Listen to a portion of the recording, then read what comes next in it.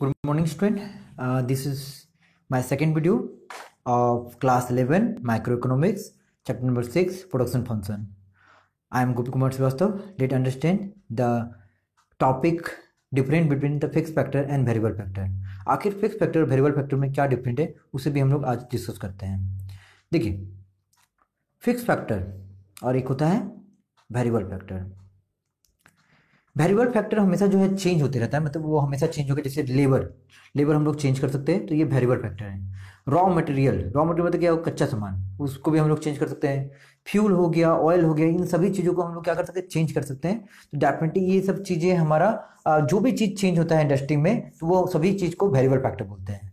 और जो चीज़ बदलता नहीं है, कभी चेंज नहीं होता, उसको हम लोग फिक्स फैक्टर बोलते हैं। जैसे लैंड हो गया, मशीनरी हो गया, तो ये सब चीज़ें क्या होता है, फिक्स होती है, इसीलिए हम इसे फिक्स फैक्टर बोलते हैं। और जो चेंज होता है उसे हम लोग वेरिएबल फैक्टर बोलते हैं। तो चलिए इसे और भी डिटेल से देखते हैं, उसके मीनिंग पढ़ते हैं। सबसे पहले हम लोग फिक्स फैक्टर के बारे में पढ़ते हैं, फिर वेरिएबल फैक्टर के बारे में पढ़ेंगे। ठीक है, देखिए फिक्स फैक्टर के बारे में देखते हैं। Fix factor refers to those factor which can not be change in the short term. बिल्कुल शॉर्ट टर्म में फिक्स फैक्टर को आप चेंज नहीं कर सकते, जैसे लैंड या मशीन, ठीक है, या फर्नीचर को आप शॉर्ट टर्म में, कम समय में, शॉर्ट टर्म में तो क्या, एक साल के अंदर आप इसे चेंज नहीं कर सकते। इसको चेंज करना पॉसिबल नहीं है। आप चाहेंगे कि एक जगह छोड़कर दूसरी जगह जाए, तो शॉर्ट टर्म में बिल्कुल पॉसिबिलिटी नहीं है। जबकि वेरिएबल फैक्टर का अगर हम लोग बात करें, तो refers to those factor which can be change in the short term. बिल्कुल शॉर्ट टर्म में आप इसको बदल सकते हैं। आप लेबर बदल सकते हैं, आप रॉ मटेरियल बदल सकते हैं, आप फ्यूल बदल सकते हैं, आप ऑयल बदल सकते हैं। इंडस्ट्री में जो भी ये चीज़ें जो डेली यूज में आता है उसे बदल सकते हैं, बट जो चीज़ फिक्स है उसे आप बिल्कुल नहीं बदल सकते हैं। आगे बढ़ते हैं। They do not very directly with the output. बिल्कुल सही, फिक्स फैक्टर में ये कहा गया है कि आप आउटपुट प्रोड्यूस कीजिए नहीं कीजिए। जैसे आप जीरो प्रोड्यूस करेंगे तभी फिक्स फैक्टर लगेगा। जैसे मान लीजिए 100 रुपये लग गया, जैसे बिजली बिल लग गया, या लैंड का खर्चा लग गया, रेंट लग गया। आप एक भी गुड्स बनाएंगे तब भी आपको 100 रुपये ही लगेगा। अगर आप 1000 पीस भी बनाएंगे तब भी आपका 100 रुपये ही लगेगा। मतलब यहाँ पे ये समझाने चाहते हैं कि आप कितनों गुड्स प्रोड्यूस करें, आपका यहाँ पे फिक्स फैक्टर जो है आउटपुट के साथ वैरी नहीं करता। वैरी मतलब कि आप प्रोडक्शन कीजिए नहीं कीजिए, आउटपुट प्रोड्यूस कीजिए नहीं कीजिए, आपका खर्चा तो लगेगा ही लगेगा। जबकि वेरिएबल फैक्टर में क्या होता है, ये वेरी करता है डायरेक्टली विद द आउटपुट। मतलब आप गुड्स बनाओगे, रॉ मटेरियल लाओगे तब ना गुड्स बनेगा। मतलब कि जिस दिन हमें गुड्स प्रोड्यूस करना होगा उस दिन हम रॉ मटेरियल लाएंगे, जिस दिन हमें गुड्स बनाना होगा तब हम लेबर को बुलाएंगे। मतलब वेरिएबल फैक्टर क्या होता है, आउटपुट के साथ रिलेशन रखता है। मतलब आप आउटपुट बनाएंगे तभी वेरिएबल कॉस्ट लगेगा या खर्चा लगेगा, तभी वेरिएबल फैक्टर लगता है, अदरवाइज नहीं लगता है। ठीक है, फिक्स फैक्टर की बात करें तो बिल्डिंग आ गया, प्लांट मशीनरी आ गया, और परमानेंट स्टाफ आ गया जिसको आप हटा नहीं सकते, तो इसका फिक्स फैक्टर है। आप काम कीजिए नहीं कीजिए, बिजनेस चले नहीं चले, आपको इनको सैलरी देना है, खर्चा देना है, लगेगा लगेगा। बट अगर वेरिएबल फैक्टर की बात करें तो रॉ मटेरियल हो गया, कॉजल लेबर हो गया, पावर हो गया, ये सब चीज़ों को आप बदल सकते हैं। ये एग्जाम्पल हो गया वेरिएबल फैक्टर का। तो आप इसे समझ चुके होंगे। आगे बढ़ते हैं हम लोग।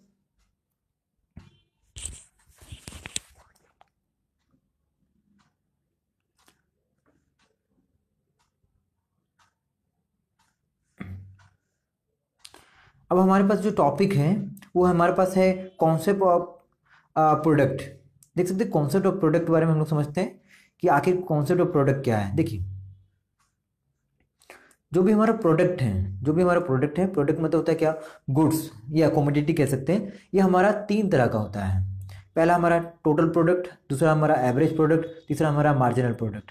आखिर ये एवरेज प्रोडक्ट, मार्जिनल प्रोडक्ट, ये टोटल प्रोडक्ट क्या होता है उसे भी हम लोग डिस्कस करते हैं। ठीक है, देखिए इसको समझने के लिए सबसे पहले आपको एक टेबल दिखना पड़ेगा।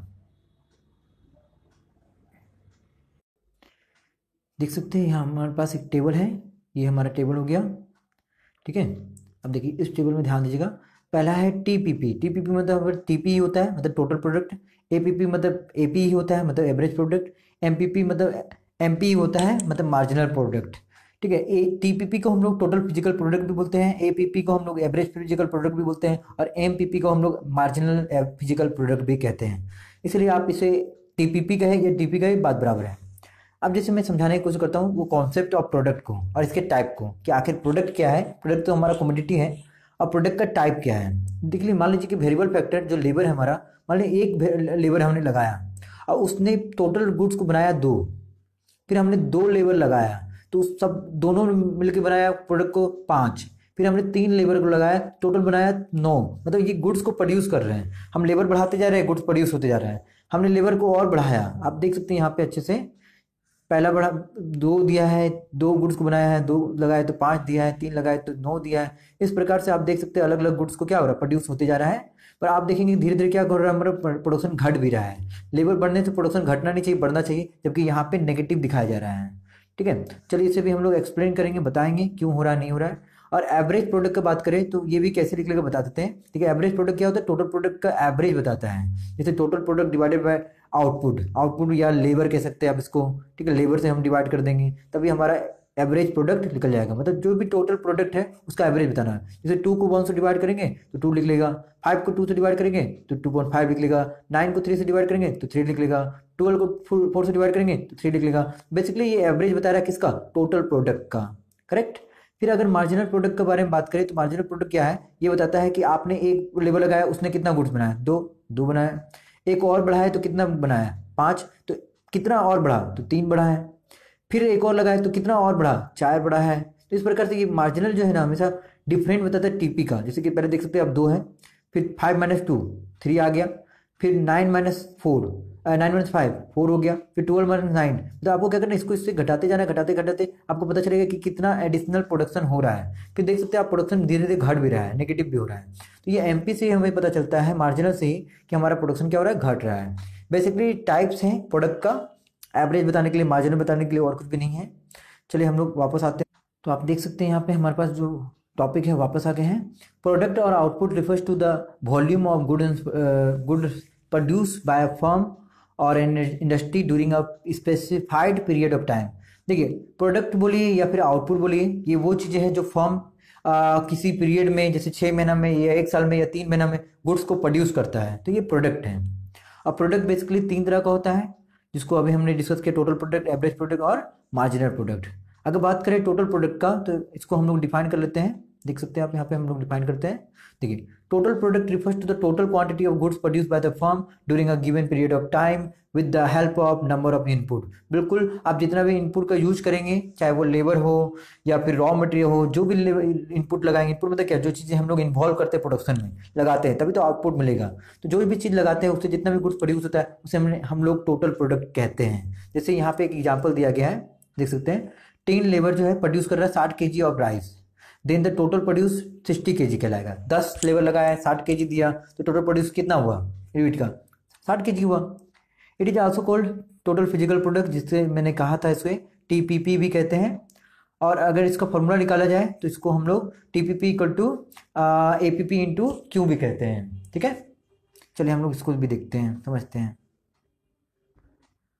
आप यहाँ देख सकते हैं कि हमारे पास फॉर्मूला है टीपीपी का, पर उससे पहले हम लोग एपीपी का फॉर्मूला को डिस्कस कर लेते हैं। एपीपी का फॉर्मूला टीपीपी में क्यों होता है, उसी प्रकार से अगर टीपीपी निकालना है तो क्रॉस मल्टीप्लिकेशन कर दीजिए, तो आपका टीपी का फॉर्मूला एपीपी इंटू क्यू आ जाएगा। उसके बाद हम लोग बढ़ते हैं एवरेज प्रोडक्ट की ओर। आखिर एवरेज प्रोडक्ट क्या है, मान लीजिए एक एक लेबर लगाए तो 10 प्रोडक्ट बनाया, 2 लेबर को लगाए तो 30 प्रोडक्ट बनाया, 3 लेबर को लगाए तो 45 प्रोडक्ट बनाया। तो ये टोटल प्रोडक्ट है बिल्कुल, कि एक लेबर ने कितना गुड्स को बनाया, 2 लेबर ने कितना बनाया।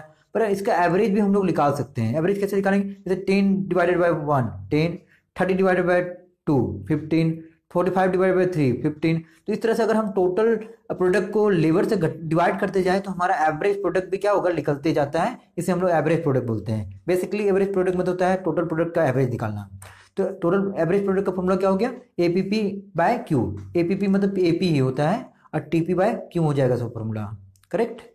तो आप इस प्रकार से निकाल सकते हैं। और यहाँ देख सकते हैं इसका meaning, it refers to the output per unit of variable factor, it is called average variable product, या आप इसे एवरेज प्रोडक्ट भी कह सकते हैं। मार्जिनल प्रोडक्ट की बात करें तो आप जानते हैं कि एक लेबर ने टीपी कितना दिया था, 10 दिया था। 2 लेबर लगाने पे 30 प्रोडक्शन हुआ है गुड्स का, 3 लेबर लगाने पे आपका 45 हुआ। उसी तरह का अगर मार्जिनल निकालना चाहेंगे तो मार्जिनल का मतलब क्या होता है कि एक लेबर में जितना भी बनाया उसको दिखाता है वो। जैसे कि एक लेबर में 10 बनाया, फिर दूसरा लेबर लगाने पे आपका प्रोडक्शन कितना बढ़ा तो वो बताएगा। जैसे कि 10 से 30 हो गया मतलब 20 बढ़ा, फिर 30 से 45 हो गया तो कितना बढ़ा, 15 बढ़ा। तो इस तरह से मार्जिनल बताता है कि आपका लेबर बढ़ाने पे कितना एडिशनल प्रोडक्शन हो रहा है। तो मार्जिनल क्या होता है, हमेशा टीपी को टीपी से ही घटाने से आता है। यहाँ n - n1 का मतलब होता है number of unit of goods produce. ठीक है, अगर मार्जिन का मीनिंग की ओर देखें तो इसका मतलब होता है it refers to addition to the total stock total product when one more unit of variable factor is employed. यहाँ पे वेरिएबल फैक्टर का मतलब होता है आपका लेबर, जिसको आप एम्प्लॉयड करते हैं तो आपका और भी प्रोडक्शन होता है गुड्स का। ठीक है, so thank you, this video completed. The next video will discuss most important question of law of variable proportion of this chapter. Thank you.